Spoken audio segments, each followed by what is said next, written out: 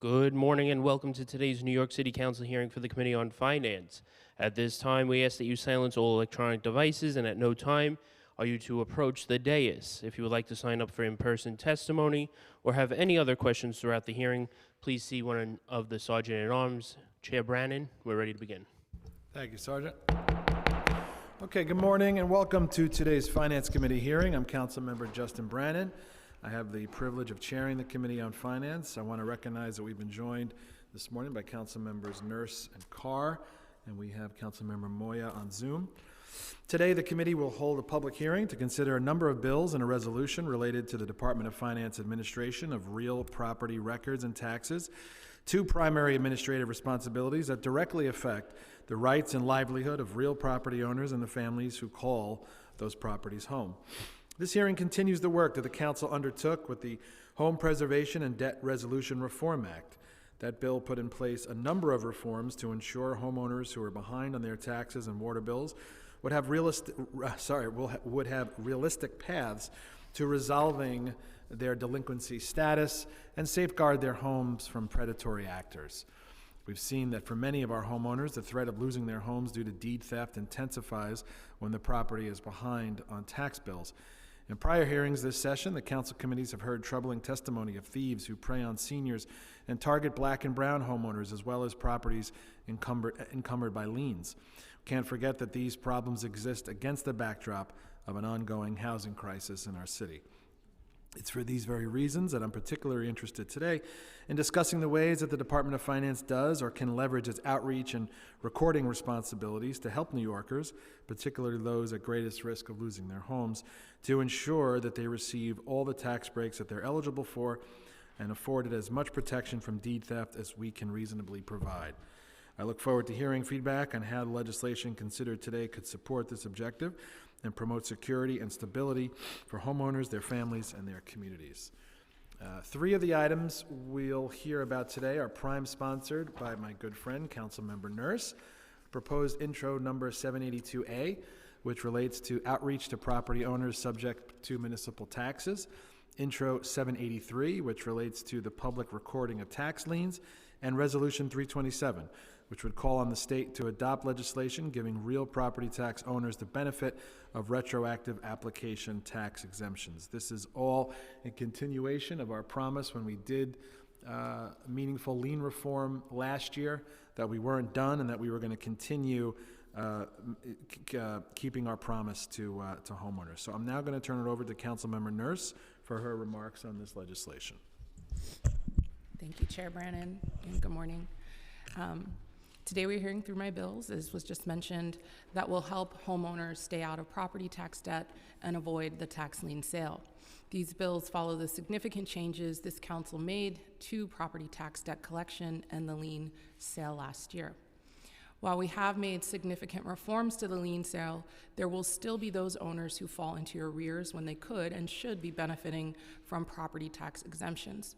For those owners who are paying more than they should be, Intro 782 will require DOF to proactively notify owners of exemptions they may be eligible for, as well as their renewal applications, ensuring greater compliance for the city and relief for homeowners. Additionally, this bill will better protect homeowners from deed theft and other speculative behavior by notifying them or a designated third party on how to sign up for city alerts if and when financial documents that have been recorded against their property. Just as these reforms should be as easy as possible to access, it should also be easy to figure out if your property has a lien in the first place.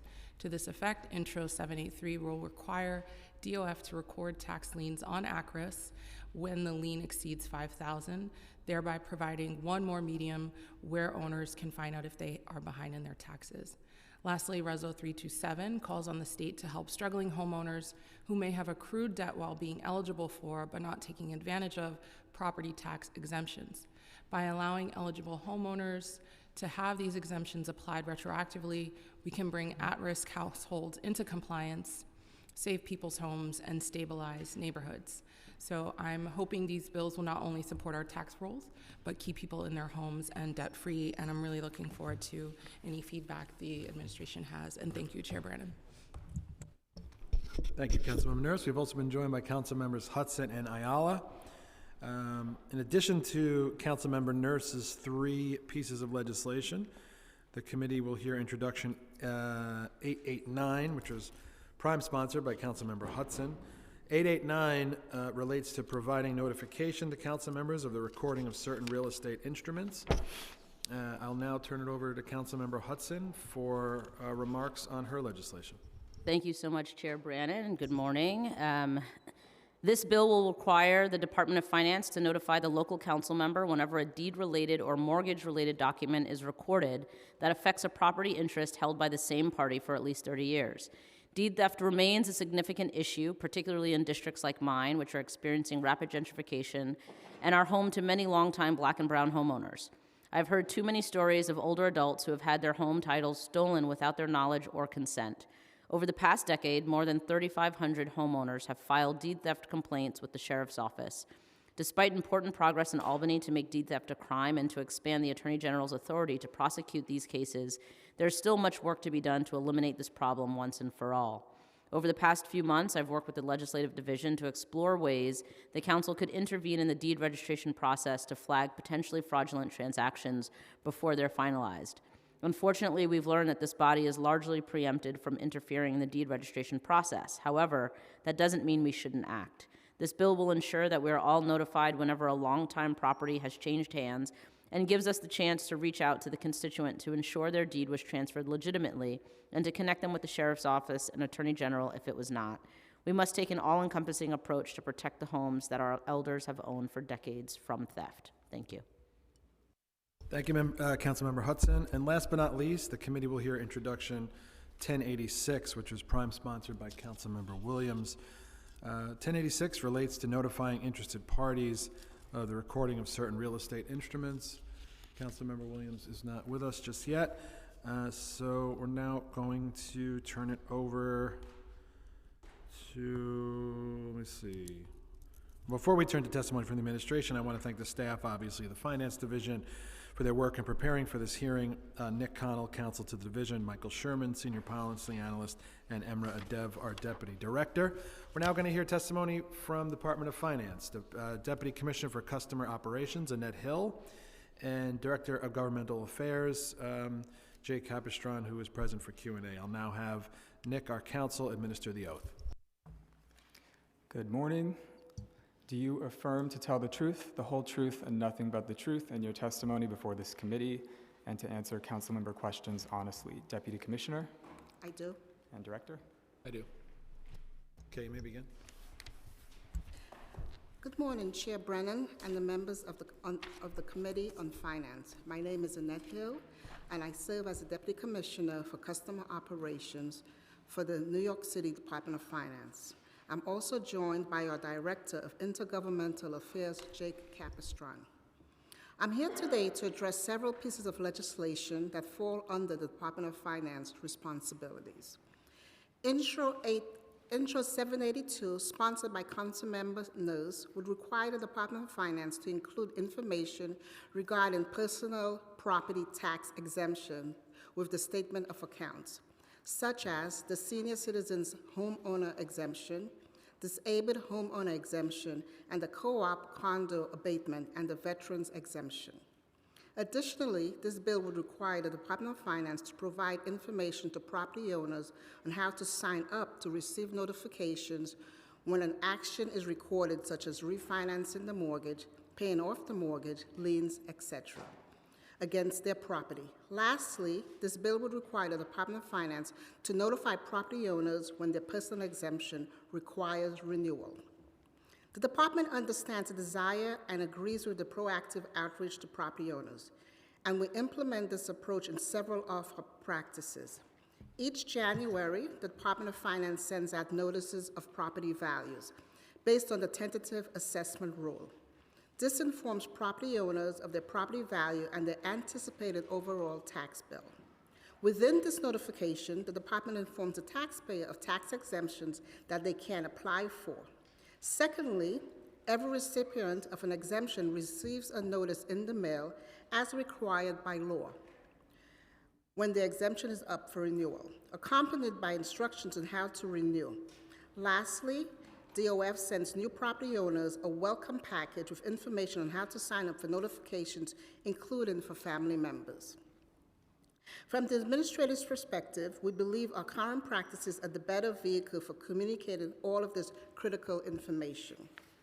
We are careful to walk the line between communicating effectively, and overburdening taxpayers with too much information. Turning to the second bill, Intro 783, also sponsored by Councilmember Nurse, which will require the Department of Finance to record a lien in ACRIS, the system of record for the city register, anytime a property occurs more than $5,000 in lawful debt that is over 3 years old. Currently, the department records lien in ACRIS only when a property is sold through the tax lien sale. For liens that have not been sold yet, meaning they have not met the qualifications for the lien sale, a property owner can view this information on DOF's online property tax system. The administration believes the current practice of recording liens is the appropriate course of action and does not support changing it. Delinquent balances appear in quarterly or semi-annual bills, and under Local Law 82 of 2024, we send notices to property owners with overdue balances of over $100. In addition, once the debt reaches threshold for inclusion in the lien sale, we send repeated notices as part of the reforms included in Local Law 82. We will conduct extensive outreach to ensure owners are aware of their debt. Our goal is to help owners resolve their debt before the liens are sold. Recorded liens in ACRIS would be redundant and risk exposing owners' financial strain to unscrupulous actors without providing clear additional benefits. Intro 889, sponsored by Councilmember Hudson, would require the Department of Finance to notify council members anytime a recording is made on a property that has not had an action taken within the last 30 years. Outreach notifications are our first line of defense against deed theft or fraud. Since 2014, the city has implemented proactive measures to combat deed theft, including an internal flagging system for properties with no activity in the last 40 years. This bill is in the spirit of the city register's work, and we're happy to work throughout the legislative process with the council.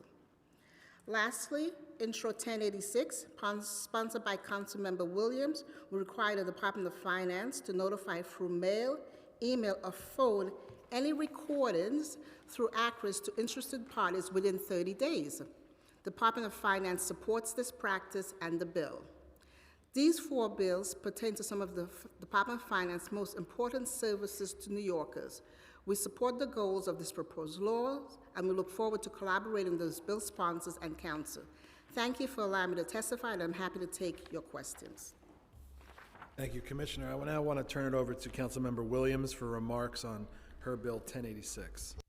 Thank you so much, Chair Brandon, for convening today's hearing and for your leadership in guiding the important work of the Finance Committee. I also want to extend my deepest gratitude to the Brooklyn Legal Services Corporation A for bringing this critical issue to light and for their tireless advocacy on behalf of our city's most vulnerable homeowners.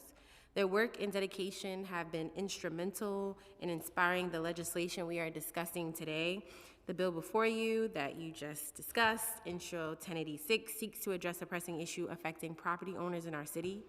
The problem of title clouding.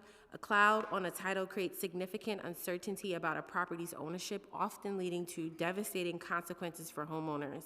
This issue is not merely administrative.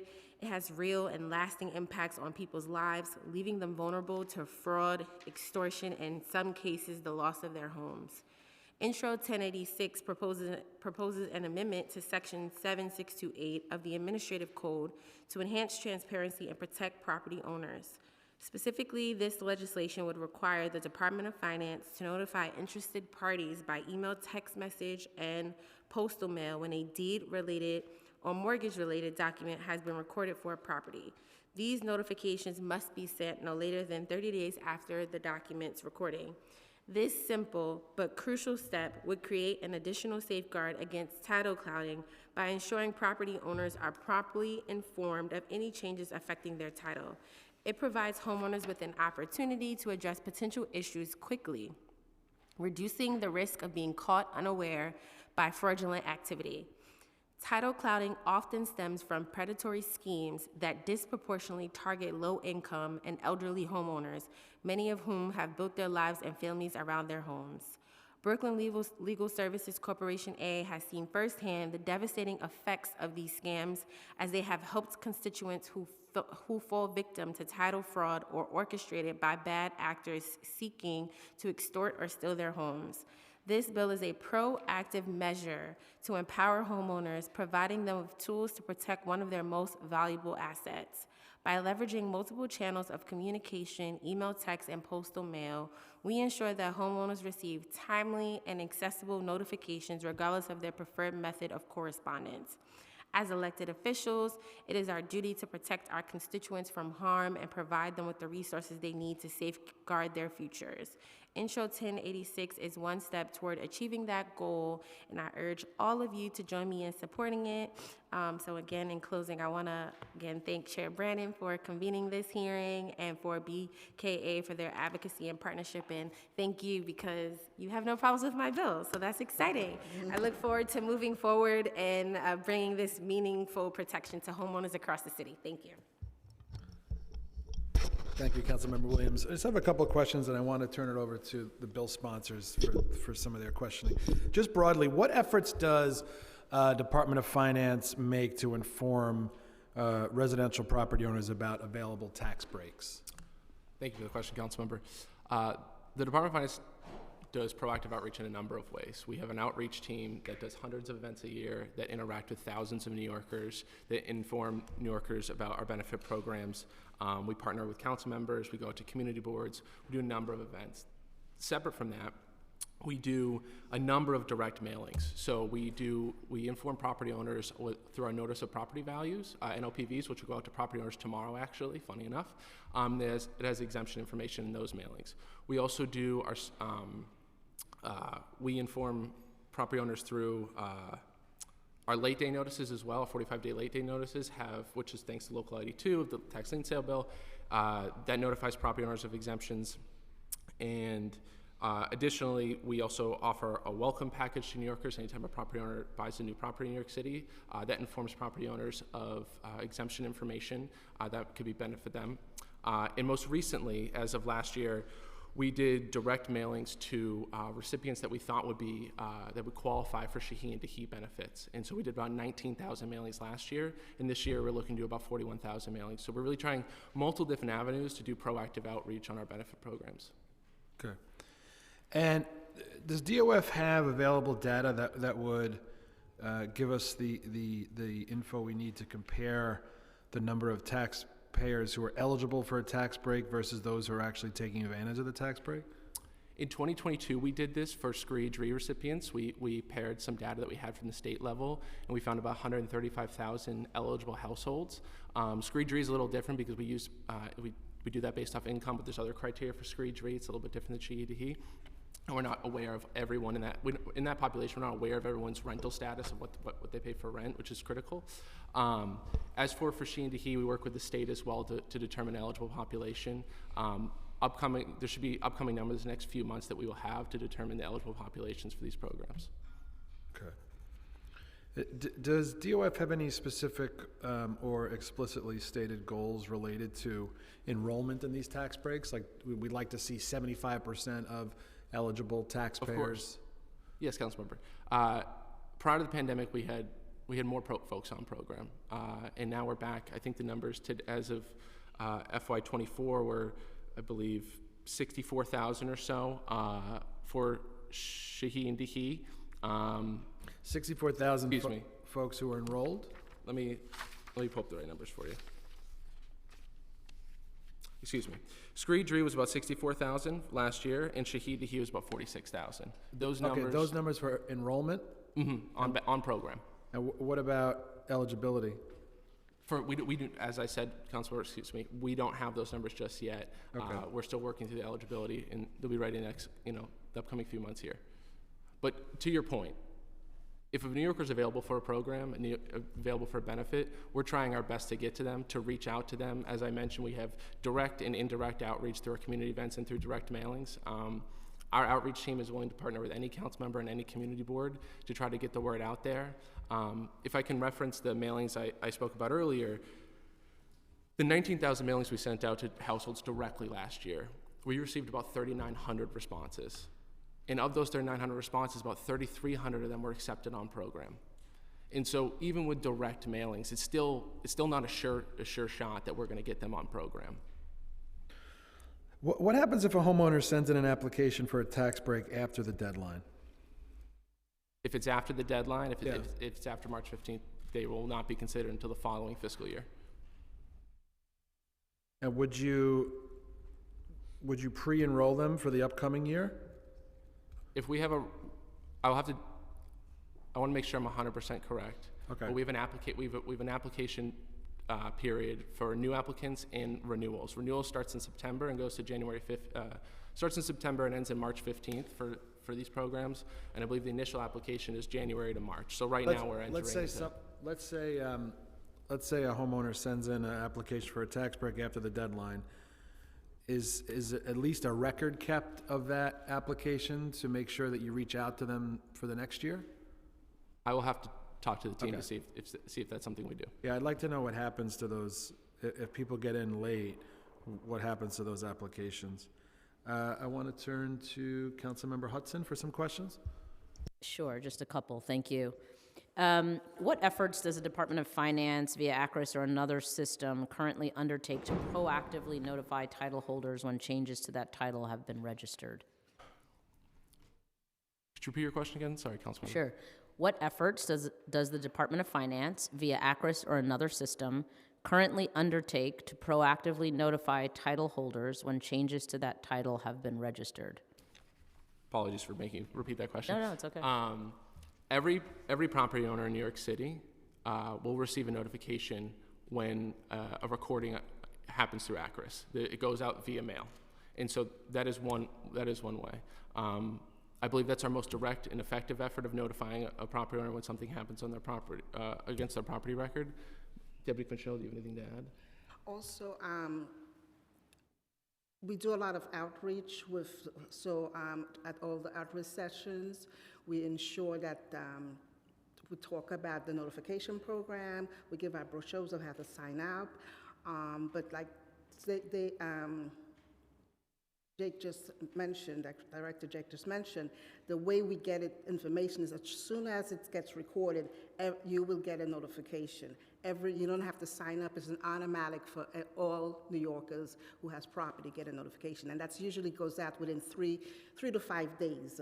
Okay, thank you. And then does DOF currently have internal processes to flag potentially illicit title changes? Yes, Councilmember. There's a number of flags.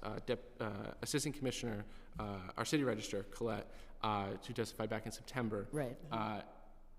She runs an amazing team, and an amazing, wonderful team of examiners, and so there's dozens of flags in ACRIS, and so a majority of recordings that happen, they happen online. Folks do them from their homes, from their computers.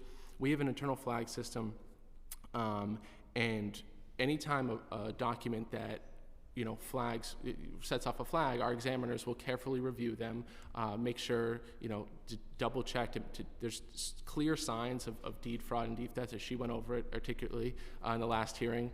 But anytime it's not it warrants further review, it then goes to an internal audit team essentially, and the examiners take an even closer look than that. And if we still feel as though this is a fraudulent document, it then goes to the sheriff's office.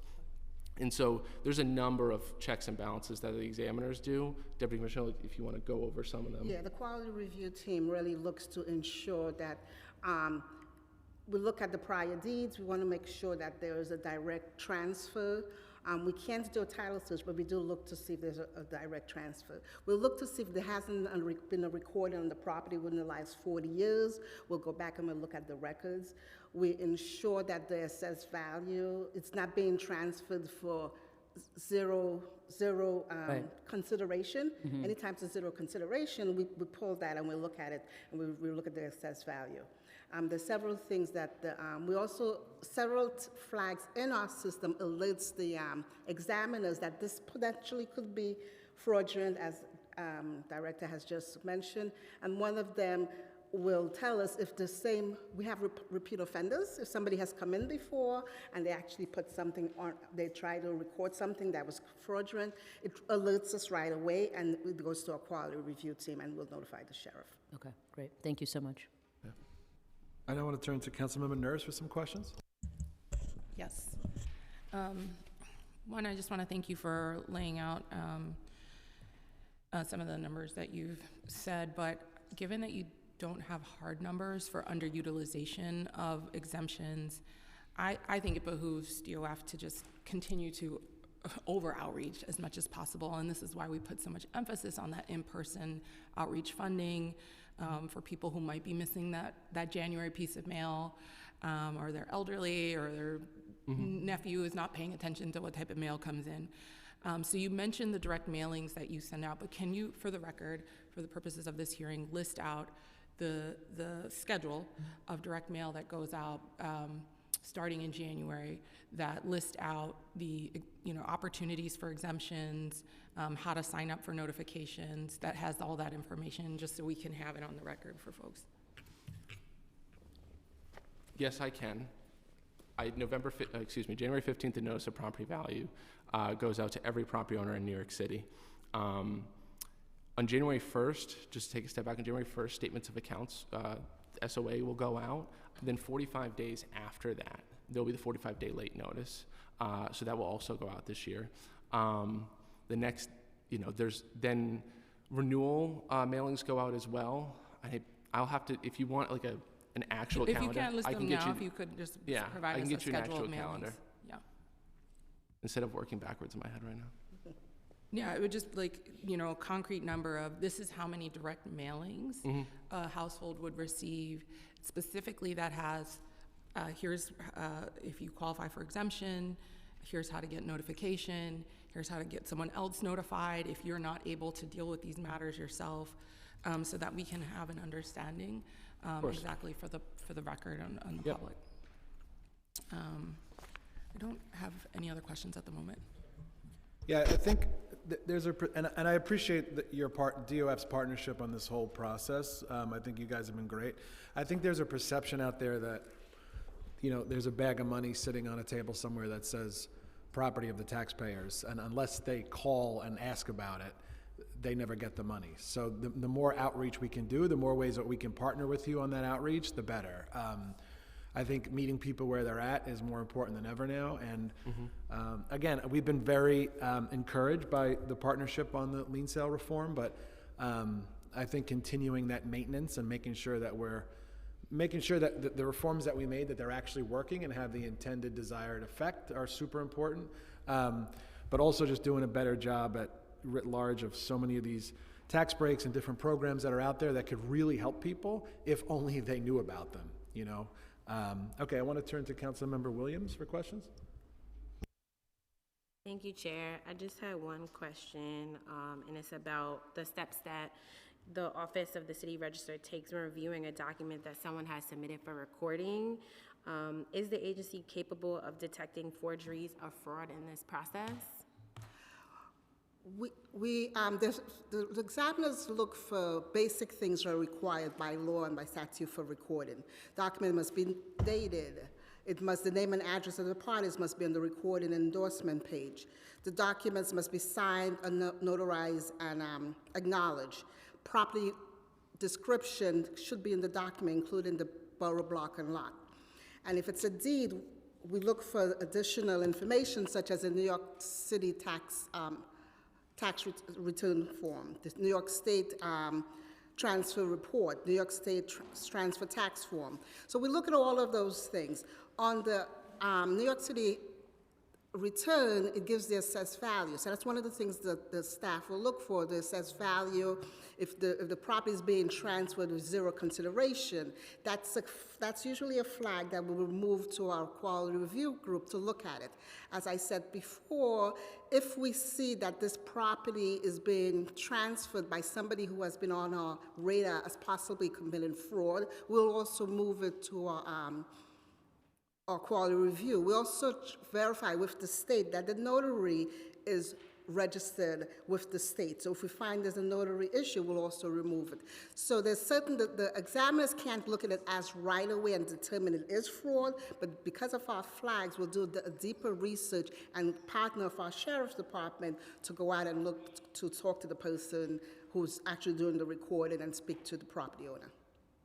And then I know you're in support of my bill, and so would you say, like, allowing for homeowners to have information about when there are any changes can also kind of support the work of making sure there isn't fraudulent activity with title clouding? Absolutely, which is why we do send out, when the property is recorded, everyone gets a notice. It's immediately the owner of record with finance will get a notification saying something has occurred on your property. Something was recorded. We give them the sheriff's number if they're not aware of it. We tell them how to look up the information, and we also encourage people to actually be proactive and go into Acris and look and see what's being done against your property. Okay, thank you. Thanks, Chair. I guess last question for me, does DOF have any research or data that shows which type of outreach has been more effective than others so far? You know, in-person events, emails, letters? To my knowledge, I would have to go back to the team and ask if if we have that information. I think we only have, I'll have to ask the team. Okay. Okay, if none of my colleagues have questions, we are good to go. So thank you guys very much. Thank you all. Thank you. We're now we've also been joined by Councilmember Salam, and now we're going to end our administration testimony and open up the hearing for public testimony. Before we begin, I must remind members of the public that this is a formal government proceeding and that decorum shall be observed at all times. As such, members of the public shall remain silent at all times unless you are testifying. Witness table is reserved for people who wish to testify. No video recording or photography is allowed from the witness table.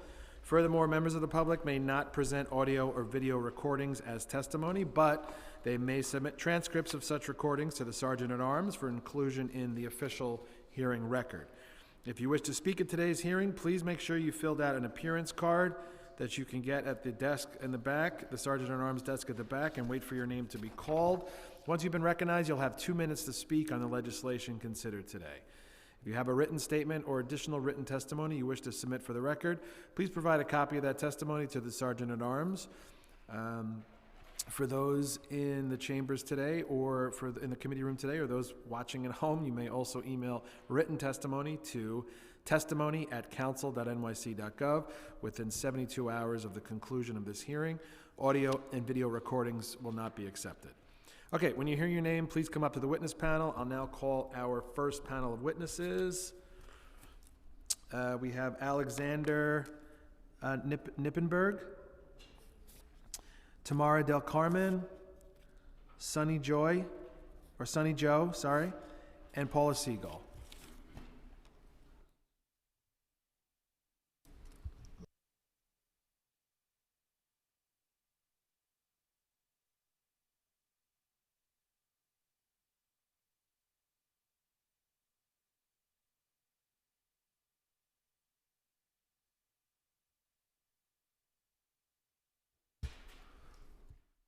Paula, you want to start? Just say your name and your organization and then begin. All right, thank you so much. Thank you so much for holding this hearing, and my written testimony says good afternoon, but good morning. And it's great to be here. Paula Siegel, I work at Take Root Justice, and I'm speaking today as Senior Staff Attorney in our Equitable Neighborhoods Unit. We are a member of the Abolish the Tax Lien Sale Coalition, as I think the members of the council know. The coalition advocates for the full abolition of the New York City lien sale for properties in the city and its replacement with systems that preserve homeowners and tenants' ability to stay in their homes, promote racial equity, and support community land trusts. I just want to respond directly, actually, to something that the department shared and point out an article that I printed for you all so you can have it. This came out in December. It's called How Savvy Investors Can Spot Distressed Properties Before New York City's Tax Lien Sale. I used to serve on a city bar committee with Benjamin, the author. Speculators have all of the information they need to find distressed homeowners in today's world. In fact, by publishing the tax lien sale lists, the department is providing a clear roadmap to find all of them in one batch. We are asking to level the playing field and make sure that individual property owners also get city liens recorded on their individual properties if they're in a position where they have a lien that is more than 3 years past due and worth more than $5,000. That's the same threshold we're using, the highest threshold we're using for inclusion in the lien sale and for putting folks on that speculator's roadmap that we're going to publish in February, that they're already getting ready for. So I think anything the department has to say that suggests that what we would be doing by utilizing the powerful ACRA system, which you heard a lot about just now, to let folks know when they have liens due to the city of New York is going to be harming property owners is just a red herring. It's infuriating. So I hope that this council will help homeowners because speculators are already doing fine. Thank you, Paula. Go ahead. Good morning, council members. Just make sure your mic's on. Sorry. Good morning, council members. I'm Alexander Knippenberg. I'm a senior staff attorney at Brooklyn Legal Services Corporation A. Tamara will testify today, and I will answer if there are any questions on the end of the testimony. Good morning. My name is Tamara Del Carmen, and I am the director of the foreclosure program at Brooklyn Legal Services Corporation A, or Brooklyn A. I'm here with my colleague, Alexander Knippenberg, senior staff attorney for our foreclosure program. Our team provides vulnerable homeowners throughout New York City with free, direct legal representation, advice, and appropriate referrals to protect home equity. Our organization consulted with Council Member Natasha Williams on the drafting of Intro 1086 relating to the clouding of title, and we are eager to see it passed by the City Council.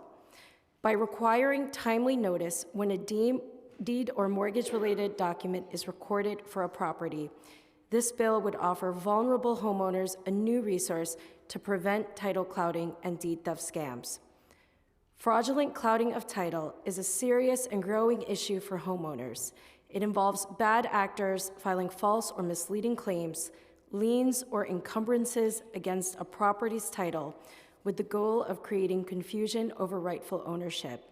Scammers seeking to cloud a title will file forged or invalid documents on properties at risk of foreclosure, making it difficult for the rightful owner to secure loan modifications or otherwise rectify the financial situation of their property. Title clouding scammers may then attempt to claim ownership of the property by pressuring the vulnerable homeowner into signing fraudulent documents or authorizing documents under duress, which are then recorded to create false claims on the title. Intro 1086 would address the current lack of adequate oversight in this area. Brooklyn A supports this bill and all the other bills introduced today and hope to see them passed. Thank you. Thank you.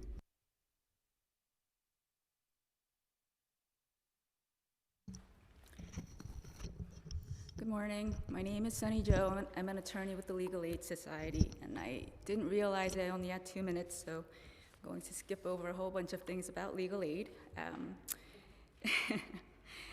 Based on our experience, I should say this. The Legal Aid Society has been at the forefront of advocating for the rights of homeowners at the city, state, and local level since 2000 through our foreclosure prevention and home equity preservation project, which I am a part of. We therefore appreciate the opportunity to testify today. Based on our experience, many homeowners, in particular senior homeowners, continue to be unaware of the various property tax reductions and related programs for which they are eligible.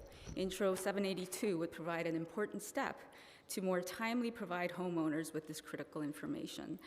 In addition, Intro 782 might add a provision to require DOF to provide the same information to homeowners who elect to pay their taxes in person at a DOF office. From what our clients tell us, too many times homeowners go to the DOF offices to pay their taxes and are not given that information. Intro 783 seeks to amend the existing law to require DOF to record on ACRIS tax liens once they exceed $5,000 and are past due for a period of 3 years or more. It has been our understanding that once DOF has sold arrears for their property taxes or water and sewer charges to a trust, such liens are recorded. We have some concerns about recording of tax liens on ACRIS. I think others have said this before, because such recordings have become a roadmap for predatory investors and scammers. Properties with recorded tax liens are clearly identifiable as distressed properties and as such have become targets for various deed theft schemes. You could finish up. Thank you. So perhaps instead of recording tax liens on ACRIS, such liens could be docketed with the county clerk, similar to how other liens and judgments are docketed. Intro 889 would provide notification. Intro 889, the questionable transfers occur within much shorter periods than 30 years, and typically involving transfers to an LLC. So we would respectfully suggest that any transfers to an LLC be included in such notification.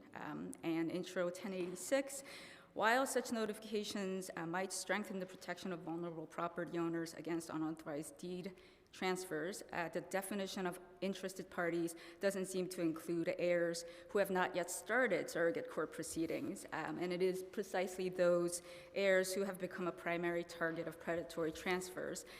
Therefore, we respectfully propose that the City Council address how potential heirs could protect their family homes. The Consumer Financial Protection Bureau, CFPB, has developed guidelines on how potential heirs who are not on the mortgage yet can assert their rights as successors in interest, and perhaps COF could adopt a similar approach. Thank you for the opportunity to testify today. Thank you. Any questions from my colleagues? Okay, thank you all very much. Thank you. Our next panel, Joan Erskine, Tobias Campbell, Hannah Anushi.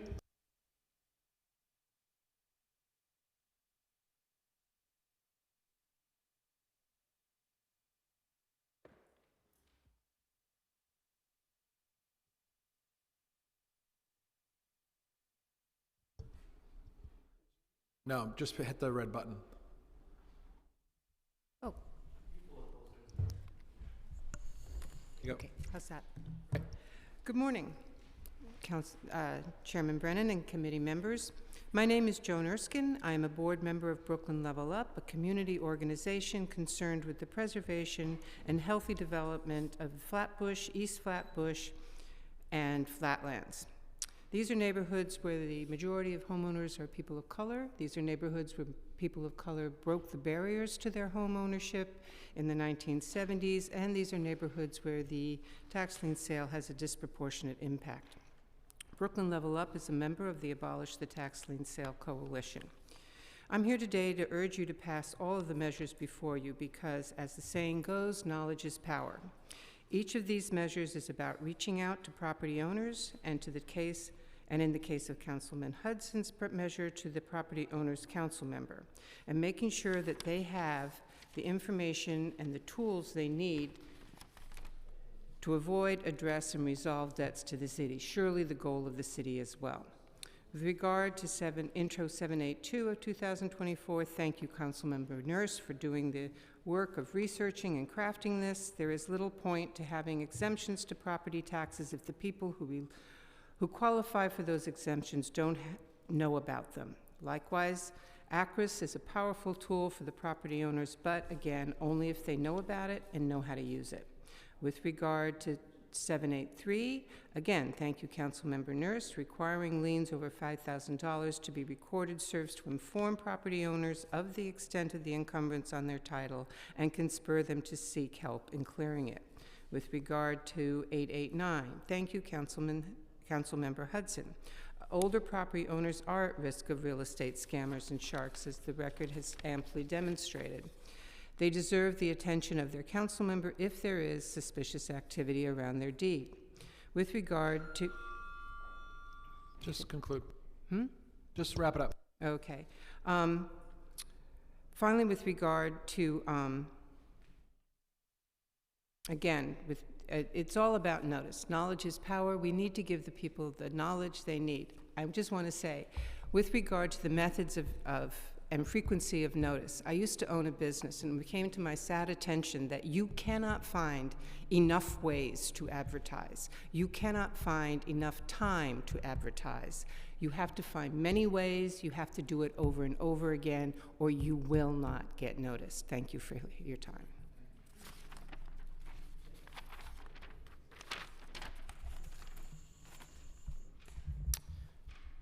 Good morning, Committee on Finance Chair Brannon and all committee members.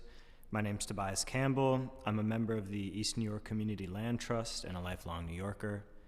I'm here with the Abolish the Tax Lien Sale Coalition, which advocates for the full abolition of the New York City lien sale and its replacement with systems that ensure housing stability and racial equity while promoting the community land trust model. For any temporary financial benefit the city might see out of the sale of tax liens, we know that ultimately this system only serves to enrich speculators and to fuel displacement. If the city cares about preserving a culturally rich and democratic New York, the tax lien sale is a kind of self-sabotage, a kind of shooting oneself in the foot. We appreciate the work the City Council has done thus far to ameliorate the tax lien sale. We're here today to call on the City Council to continue that good work by passing 2 common sense bills introduced by Councilmember Nurse to ensure that New Yorkers have access to important information ahead of this year's upcoming tax lien sale. Let's pass Intro 782 so that along with the property tax bills they receive every 3 months, New York homeowners are also informed of the exemptions they qualify for and of how to get on the ACRIS alert system. And let's pass Intro 783 so that ACRIS reflects any significant accruing debts that property owners might not be aware of otherwise. This way, no one will be subjected to the lien sale speculation and foreclosure simply due to a lack of knowledge. Making sure people have the information they are entitled to is truly the least we can do. Please vote on these bills so they can become law in time to help reduce the number of properties headed to the May 2025 lien sale, as well as the other pieces of legislation that were discussed today. And beyond making these common sense changes, we hope that the city will abolish the tax lien sale and replace it with a system of municipal debt collection that prioritizes neighborhood stabilization. And yeah, the coalition has done really good work in laying out that alternative system. Thank you. Thank you. Can you hear me? Great. Good morning, council members. My name is Hannah Anouche, and I'm the campaigns director for the East New York Community Land Trust. I'll try to shorten my testimony. So we formed the Abolish the Tax Lien Sale Coalition in 2020 when we realized that there were thousands of residents in East New York and Brownsville who were impacted by the lien sale, just like in many other working class Black and brown communities across the city. And as I think you all know, as a coalition, we advocate for the full abolition of the lien sale for all properties in New York City.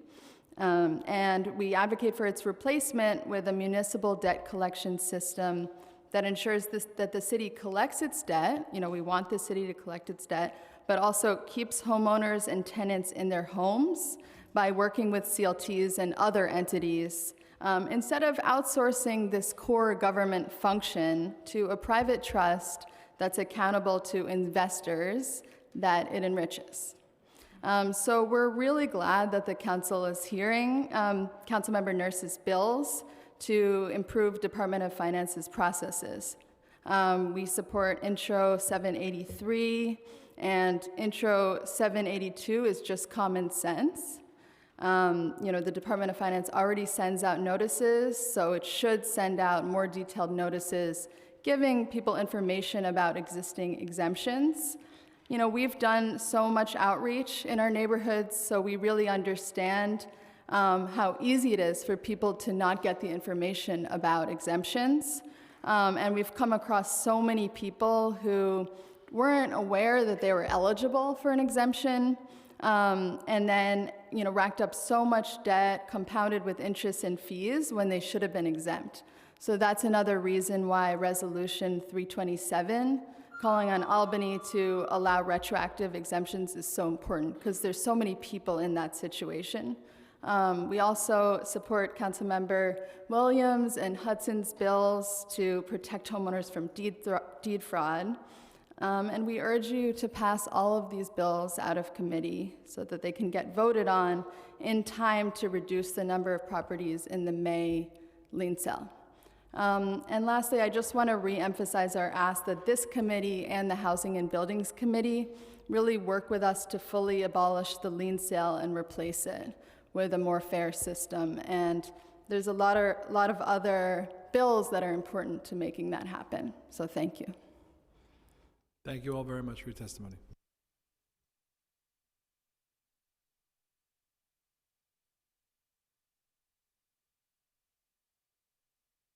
Okay, we just have to address an IT issue, and then we're going to get to the folks who are on Zoom.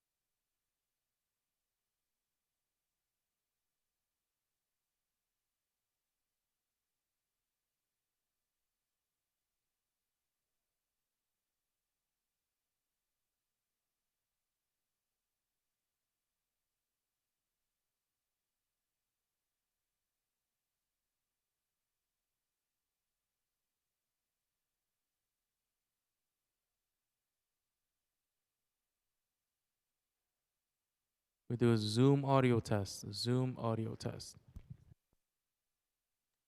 Can you hear me? Hear you. You guys good? Okay. All right, we're going to start on Zoom with John Krinsky. You may Hello, begin. can you hear me? Yes, go ahead, John. Thank you. Good morning, Chair Brennan, committee, and all committee members. My name is John Krinsky. I'm a professor of political science and public policy at the City College of New York and the CUNY Grad Center. I'm also a co-founding board member of the New York City Community Land Initiative, but I come here on my own behalf nicely, I will be submitting its own testimony to thank you for hearing Intro 782 and 783 and urge passage of those and also the other legislation in front of the committee. I wanted to just mention as well in my testimony, which I've submitted written testimony, that this has a much longer history. I worked at the Housing Policy and Research Division of the Community Service Society from 1993 to 1996 and saw the transition to the tax lien sale from the earlier system of tax foreclosure from the perspective of efforts to forestall disinvestment and abandonment of housing. Back then, as the city and its real estate market recovered from the long crisis that began in the late 1960s, tax delinquent properties, which had been nearly valueless, were instead becoming very valuable.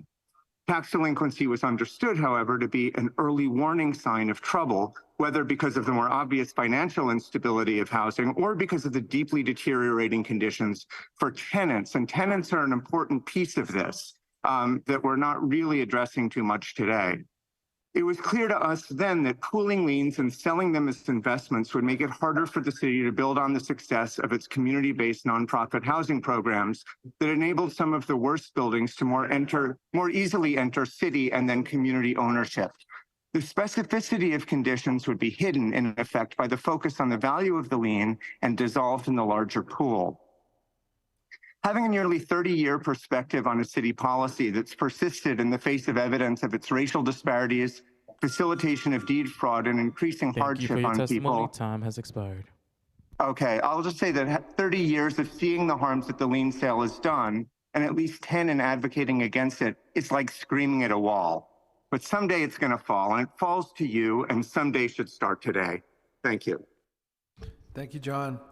Now we have Pamela Herrera. You may begin. Hello, good morning, Committee on Finance Chair Brannon and all committee members. My name is Pamela Herrera, and I'm the Land Justice Coordinator for the Western Queens Community Land Trust. I belong also to the Abolish the Tax Lien Sale Coalition. As Paula mentioned, we preserve homeowners and tenants' ability to stay in their homes, promote racial equity, and support community land trusts. My testimony is more about door knocking. When I had gone to Astoria and Queens, and I had noticed that there were a lot of vacant commercial properties and neglected apartment buildings. We saw illegal conversions, we saw unlit hallways, broken front doors, broken intercoms, and more alarming, dangerous conditions. These conditions continue the predatory practice we see across all boroughs. As for homeowners, we saw the deceased relatives with no plan left behind, leaving behind a stack of bills with no resources. We saw income-restricted families trying to make ends meet. And today we're really glad that the council is hearing the two imperative bills that Council Member Nurse will improve the DOF's process. So let's pass Intro 1782 that will give owners access to ACRIS, which is another form of altering families and DOF, alerting families and DOF, and giving them another form of communication to support low-income families, and Intro 1783, which can alert property owners to accruing debt about which they may not have been aware of before and help them avoid the lien sale, speculation, and foreclosure. We also are supportive of all efforts to reduce the opportunities for deed fraud, which we thank Council Members Williams and Hudson for identifying ways that the city can use its powers to do that. So please vote on these bills so that it can become law in time to help reduce the number of properties headed to the May 2025 lien sale. Thank you. Thank you, Pamela. Now we have Will Spisak. You may begin. Thank you, and good morning to all the members of the Committee on Finance. My name is Will Spisak. I'm a Senior Program Associate at New Economy Project. We are co-founders and the coordinators of the New York City Community Land Initiative, citywide coalition of community land trusts, and we're a member of the Abolish the Tax Lien Sale Coalition. And you heard from a number of our colleagues already today. So I'm going to make this relatively short and just reiterate that we are in full agreement with our colleagues in the Abolish the Tax Lien Sale Coalition that it's imperative that we pass all of these bills and the resolution as quickly as possible. These are really common sense measures that shouldn't be controversial. These will help inform property owners about issues that they may be facing in regards to their tax bills, as well as help protect people, keep them in their homes, which is ultimately the goal of the work that we're doing. I just want to take a moment to say that while we fully support this legislation, and in particular the two bills introduced by Councilmember Nurse, we recognize that they are merely Band-Aids on a broken system. So we encourage the City Council to continue to work with us and the coalition to abolish and replace the tax lien sale. It's time that we put this Giuliani era system to the side and behind us and move forward with a more equitable system that helps to keep people in their homes and preserve community wealth in our Black and brown neighborhoods. Thank you so much. And we will be submitting written testimony with further thoughts. Thank you. Thank you, Will. Now we have Lacey Tauber. You may begin. Thanks. Good morning, Chair Brannon, and thank you for holding this hearing today. I'm here representing Brooklyn Borough President Antonio Reynoso. In November, our office testified at another council hearing about deed theft, and we encouraged the council to hear these bills. So thank you for acting quickly to make this hearing happen. As was discussed at length at that hearing, deed theft is a pressing issue in Brooklyn, especially for older adult homeowners. Deed theft scammers are targeting these communities through illegal tactics such as refinancing scams, equity stripping, and foreclosure bailout loans, resulting in the displacement of our neighbors and the loss of generational wealth. Additionally, unfortunately, the council reinstated the tax lien sale last year, albeit with significant updates to help homeowners avoid having their liens sold and new options for keeping people in their homes. But still, any sale of liens to private purchasers can put property owners at risk of foreclosure and open the door for predatory actors. We want to prevent this, and that's going to take interagency coordination at the city and state levels. Today, what we're really focused on is the Department of Finance's role in outreach and education. And what we really want to do is just ensure that the homeowners have the tools and information they need to protect their homes. And so the borough president supports 782A, in addition to saving property owners money, having information about exemptions, will exempt them from the lien sale, and having information about the ACRIS alert system is an important tool for awareness if someone has made unauthorized changes to their property documents.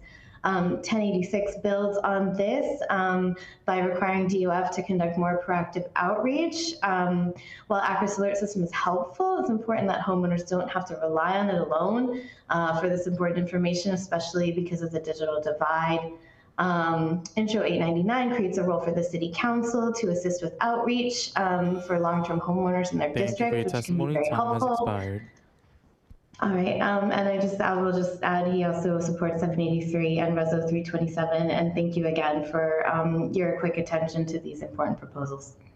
Thank you. Now we have Christopher Leon Johnson. We've also been joined. Yeah, can you hear me now? Hello, you hear me? Yeah, we've also been joined by Councilmember Powers. Go ahead, Christopher.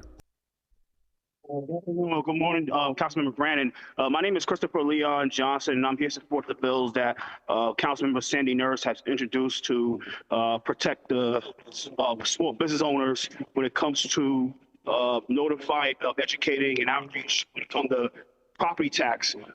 This is my opinion, is that the homeowners, any homeowners in the city, need these protections and they need these outreaches because everybody knew that the city has one of the highest taxes in the country when it comes to property tax, and they need to be educated on where's that money's going to and why they're paying it, while at the same time that the city council needs to support the bills that were introduced by Councilmember Farrell Lewis and the Speaker Adrian Adams when it comes to short-term rentals for Airbnb. I know that the city council scared the Hotel Trades Commission, Hotel Trades Union, but they need to support that bill. While at the same time, I hope that Sandy Nurse, who likes to always put bills to get around things, she needs to introduce a bill to not only give tax rebates to any property owner that delivers short-term rentals for people that want to rent out at homes or condos or co-ops. So I hope that the city council, they doing outreach for people that are paying property tax. They need to do outreach to protect the people that are doing short-term rentals. They should be allowing people who own homes to do short-term rentals instead of just letting Hotel Trades Union run the show. But like I said, I hope Sandy Nurse issues a bill to start giving tax rebates and tax cuts and tax exemptions to any property owner in New York City, every property owner in New York City that do short-term rentals in the city. We need short-term rentals because not everybody can afford a hotel. Has expired. All right, but thank you so much. Thank you. Enjoy your day. Thank you for your testimony. Now we have Alexis Foote. You may begin.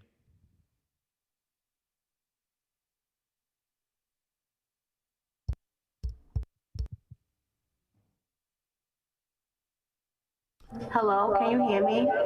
I apologize. Is that you, Alexis? Me?